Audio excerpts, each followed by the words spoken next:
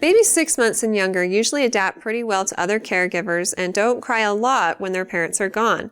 But somewhere between then and 7 or 8 months, babies can start to have separation anxiety. When you're gone or when you're not holding them, they start to cry.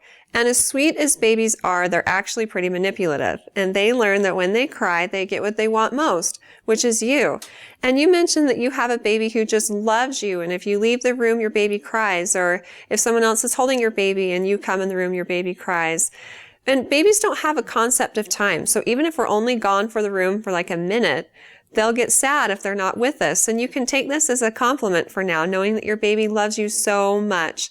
And coming from personal experience, I had a son who was kind of at my hip till he was 18 months old. And sometimes this just intense love and desire to be with you can last for a while.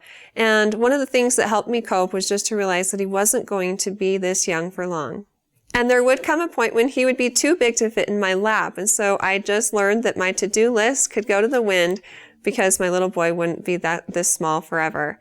Now, that's kind of a hard realization to come to, and there are times when you have to get things done. And if that's the case, just put your baby down in a safe place. And if you can do it where your baby can see you and still get things done, even if your baby cries, it's okay. As long as your baby's crying and they're protected and not in danger, there's not a problem with that, especially if you're still supervising your baby.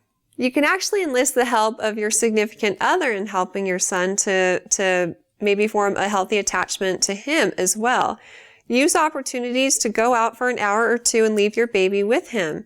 And know that he's going to cry when you leave, but that's okay. Babies usually don't cry for long. They get over it. And then when you come back, of course, they want to be with you and love you. But the attachment that your son has to you is actually healthy. It's part of his development, and it's part of him developing a healthy relationship with you. By leaving him with other people and coming back, or by leaving him in a safe area and going out of the room for a minute or two and coming back to him, you're teaching him to trust you. You're teaching him that when you leave, you will come back. And this bond will, like I said, it could last for a long time where he just loves to be at your hip. But eventually he'll get to the point where he can be distracted by other things. And this will be a nice day for you and him. But for now, enjoy it while it lasts, because I can attest to the fact they get big. And you wish you could go back to that stage, maybe if it was just for a day or two.